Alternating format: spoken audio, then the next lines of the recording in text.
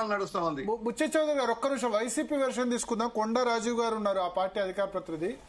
రాజీవ్ గారు నమస్తే అండి. నమస్తే. మళ్ళీ వాళ్ళ ఏంటి జగన్ చెప్పిన దాని మీద మళ్ళీ క్లారిఫికేషన్ సజ్జల రామకృష్ణారెడ్డి గారు చెప్పింది? సార్ ఒకటేంటంటే జగన్మోహన్ రెడ్డి గారు నిన్న ప్రెస్ మీట్ పెట్టి రాయలసీమకు సంబంధించి చంద్రబాబు నాయుడు గారు ఏ విధంగా ద్రోహం చేస్తున్నారు, తన శిష్యుడితో ఎలా కుమ్మక్కారు అనేటువంటి విషయాన్ని మీడియా సమావేశంలో మాజీ ముఖ్యమంత్రి గారు మా పార్టీ అధినేత మాట్లాడారు. తదనంతరం ఒక పత్రికా విలేకరు అడిగినటువంటి ప్రశ్నకి బదులుగా ఆయన అమరావతి విషయంలో ప్రతిస్పందన తెలియజేశారు. మేము ఒకటే చెప్తా ఉన్నాం, మా పార్టీ గానీ అది జగన్మోహన్ రెడ్డి గారు మాట్లాడినా, సజ్జల రామకృష్ణారెడ్డి గారు మాట్లాడినా, మా బోటోళ్ళు మాట్లాడినా కొన్ని ప్రశ్నలు ఉన్నాయి. భూప్రపంచం మీద ఎక్కడైనా క్వాంటమ్ సిటీ పేరు చెప్పి ఒక అడుగు అమరావతిలో నిర్మాణం చేయడానికి 23,000 రూపాయలు ఒక చదరపు అడుగు పెడుతున్నారంటే అది అమరావతి పేరు చెప్పి అభివృద్ధి ముసుగులో దాచుకోవడం కాదా? ఎక్కడుందంటే ఒక కిలోమీటర్ రోడ్డు వేయడానికి 180 కోట్ల రూపాయలు దోచేస్తున్నారంటే అమరావతి పేరు చెప్పి అభివృద్ధి ముసుగులో వీళ్ళు అవినీతి చేయడం కాదా? అమరావతికి గతంలో 5,500 కోట్లు ఖర్చు పెట్టామన్నారు. ఇప్పుడు అధికారంలోకి వచ్చి సుమారు 50,000 కోట్ల రూపాయలకి లైన్అప్ చేశారు. కాంట్రాక్ట్ పనులు అంటారు, మొబలైజేషన్ అడ్వాన్స్ అంటున్నారు. ఇవంతా పేరు చెప్పి అమరావతి పేరు చెప్పి దోచుకుంటున్నారు. అమరావతి భౌగోళిక పరిస్థితి గురించి చెప్పారు.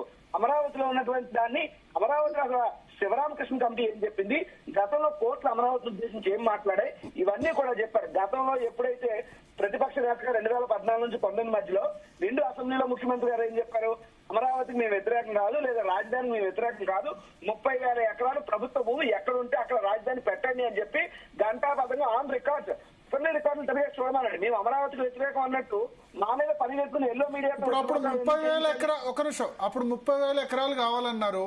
మరి ఇప్పుడు భూ సమీకరణ చేస్తుంటే ఎందుకు వ్యతిరేకిస్తున్నారు? లేదు సార్, 30 కాదు, మేము 30,000 కనీసం 33,000 ఎకరాలు కావాలన్నారు. వాళ్ళు 50,000 ఎకరాల్లో చేస్తున్నారు. ఎందుకు వ్యతిరేకించడం? 30,000 ఎకరాలు ఒకటే చోట ప్రభుత్వ భూమి ఉండదు కదా. ప్రభుత్వ భూమి ఒకటే చోట అలా కాదు సార్. ఒక మాట, ఇప్పుడు 30,000 ఎకరాలు ఉండాలన్నది జగన్మోహన్ రెడ్డి గారి వాదన కాదు.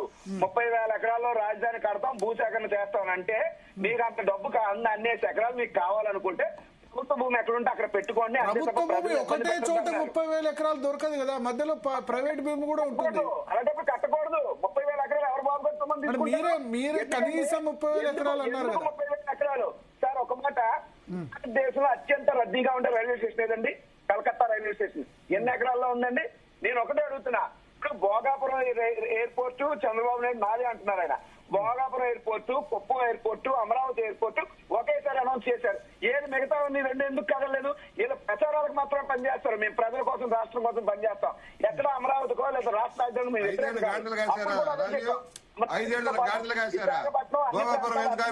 పోలవరం ఎందుకు ఆపేశారు? పోలవరం ఎందుకు, అమరావతి ఎందుకు ఆపేశారు? 5 ఏళ్ళు గంటలు కాసిందా ప్రభుత్వం? లోకేష్ గారు కూడా మిమ్మల్ని 5 ఏళ్ళు ఏం చేసింది ప్రభుత్వం? ఏం చేశారు? ఒక రోడ్డు వేశారా, ఒక కాలువ కట్టారా, ఒక ప్రాజెక్ట్ పూర్తి చేశారా? రాయలసీమ ఎత్తుపల్లి పథకం ఏమైపోయింది? రాయలసీమ ఎత్తుపల్లి పథకం ఏమైపోయింది? మా యువకుల గొంతులు నొక్కే ప్రయత్నం మీరు చేయొద్దు. అసెంబ్లీలో మాకు అవకాశాలు ఎవరు ఎక్కడైనా ఇవ్వండి. మీరు మాట్లాడి మేము విన్నాం కదా, మేము చెప్పింది కూడా మీరు వినాలి కదా పెద్దలుగా. రాజు గారికి చెప్పండి. ఒక్క నిమిషం రాజు గారు, గఫూర్ గారు రాజు గారికి నా సజెషన్ ఏమంటే, వైసీపీ తరఫున మీ గౌరవం పెరగాలంటే 3 రాజధానులు కాదు, అమరావతి రాజధానిగా మేము అంగీకరిస్తున్నాం చెప్పండి. మీ గౌరవమైన ప్రకటన, అది స్పష్టమైన ప్రకటన వస్తే మీ గౌరవం పెరుగుతుంది.